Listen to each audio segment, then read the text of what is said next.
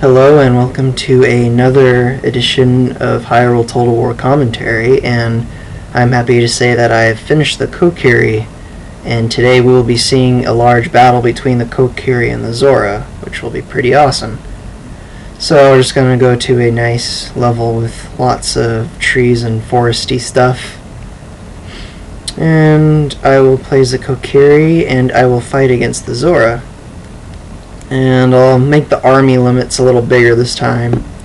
Might get a little lag, but it'll go away after some stuff dies. So I'll just choose some of each unit. All the heroes.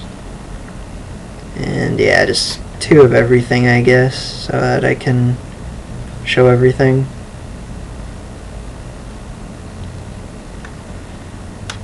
That looks good. I think I'll rank up some of my guys since I have leftover rupees. Yeah, I'll just rank up some of these people. Oh, too much. Who should I rank up with 500 rupees? Oh, that looks good for now. Oh, too much again. Alright, there we go. So now I'll just randomize the Zora army. Alright, so I guess we shall begin.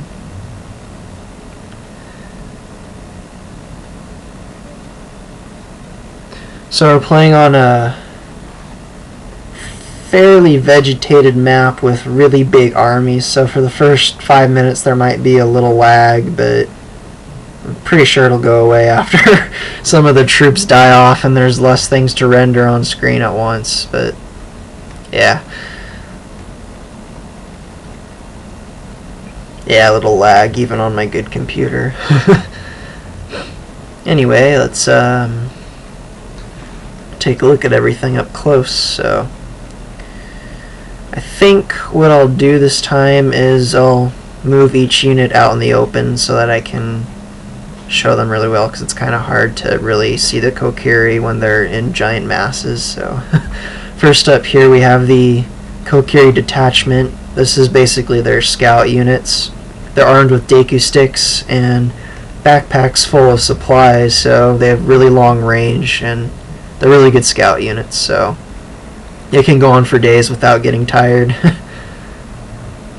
And next up we have the Kokiri Minutemen, and these are basically their civilians that just grab the kitchen knives and whatever weapon happens to be nearby and they just run into battle. So they're just your average Kokiri. They're not very skilled, they're really easy to scare off, and their only real advantage is the fact that there's a lot of them. They can easily overwhelm an enemy army. So next up we have the Grove Watchers, and these are the armored Kokiri melee units. They're trained Kokiri, and they have these suits of wooden armor along with axes and Deku shields. So they're fairly tough for Kokiri, still not that tough, but they can take a few hits before going down. Let's see what else we got here. Next up is the slingshots, and they're pretty much like the normal Kokiri civilians too, but instead of random weapons, they all have slingshots. So they're really rapid fire, and there's a lot of them, so they may not be as strong as bows and arrows, but a Deku Seed to the eye can be just as fatal in a battlefield than an arrow can. But speaking of arrows, the Kokiris, they do have archers, and these are the Emerald Archers. And what makes them unique compared to the archers of the other races is they have fire arrows, which originally I had the Gerudo armed with fire arrows, but I just didn't think it really fit them, so I gave the fire arrows to these Kokiri. And then right here we have the Mudmen of Faron, and Faron is the woods south of the Kokiri forest, which were in Twilight Princess, and these Kokiri pretty much live on the brink of society, so they're a little more violent and combat worthy than the other Kokiri, and They're covered in mud. And they're armed with spears, so they're a really good anti-cavalry unit. And then this is the unit everyone has been waiting for, the Wolfos Riders. And the Wolfos are the woven creatures from Ocarina of Time. And basically the Kokiri use them as their cavalry, and they're smaller and they're faster and they're a lot more vicious than the cavalry of the other races, but because of that they can't take as many more hits, as many hits, but yeah, they're pretty awesome. And then over here we have the Deku trees, which are basically walking trees. They're minor versions of the Great Deku Tree, and if you look carefully in their canopies, you can actually see Kokiri are sitting on them, and they're armed with slingshots, so not only are these guys good at trampling enemies, they're also pretty decent ranged unit.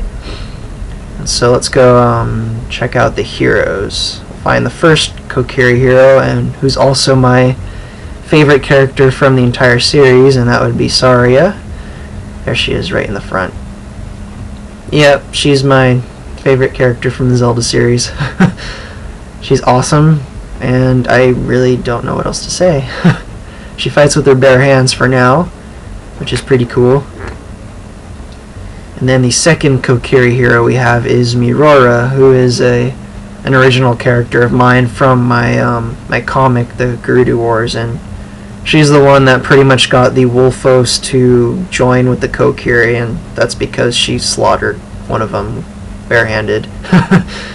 So she's a pretty vicious Kokiri, and she rides on the leader of the Wolfos, which is awesome.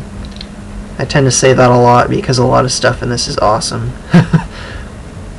And then the grand finale and the last Kokiri hero unit would be the Great Deku Tree, who is kind of hard to see here, so let me move him out in the open. Yes, the Great Deku Tree, the creator of the Kokiri, and he's really big. Really, really big, and he's probably going to be the biggest unit in the game. Not sure what else would be bigger than him. I'm trying to think of any bosses that might have been bigger than him that would show up in the game. I can't think of any, so for now he's the biggest. He's the biggest unit in the game. But as you might imagine, he's really vulnerable to fire, and the Zoras have blue fire, which is pretty nasty. But anyway, I think I'm going to move my entire army into the forest because the Kokiri have a really huge advantage when fighting in a forest, obviously. So I'm going to try and lure the Zora into the forest by having my archers fire arrows out at them. Something of that nature. So I'll put my archers a little bit more forward. And my slingshots too, because the slingshots are ranged units. And I'm just going to have them fire over the hill here at the Zoras when they come around looking for my army, since they can't see it in the forest. So let's go check on the Zoras here.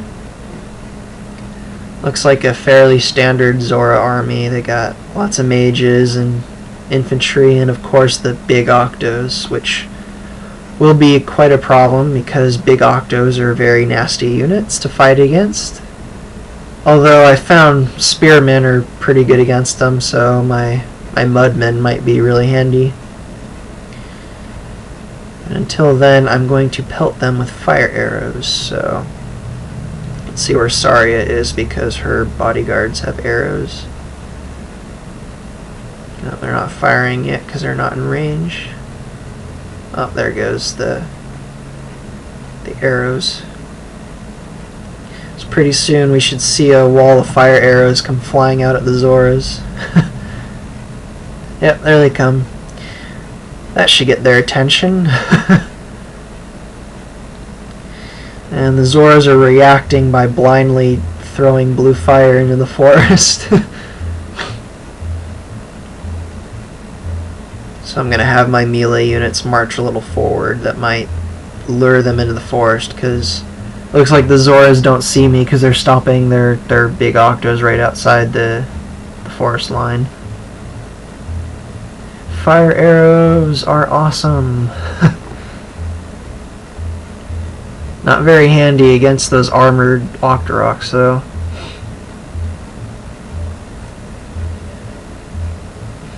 So yeah, nothing too big going on yet. Although here comes my army.